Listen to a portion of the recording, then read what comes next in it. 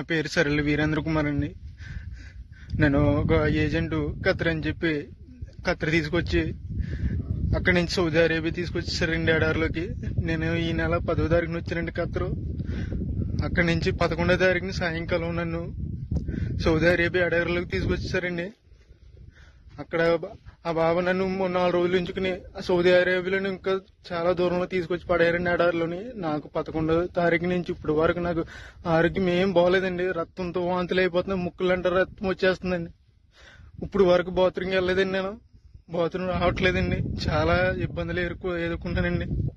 ఎవరైనా పెద్ద మనిషితో నాకు సాయం చేయండి. నన్ను ఈ నరకం నుంచి నన్ను కొంచెం బయటపడండి.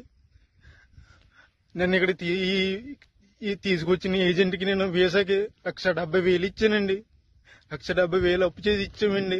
నేను మా కుటుంబ సభ్యులందరూ. ప్లీజ్ నన్ను కానీ ఇలా వదిలేదండి. 10 రోజుల్లో కనుక నేను ఇలా ఉంటే కనుక చచ్చిపోతానండి.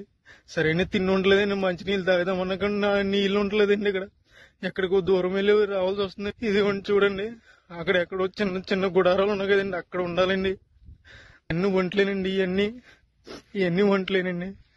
ప్లీజ్ అండి, నన్ను ఇక్కడ నుంచి కాపాడండి. కొంచెం ప్లీజ్ అండి, ఎవరొకరు సాయం చేయండి నాకు, ప్లీజ్ అండి.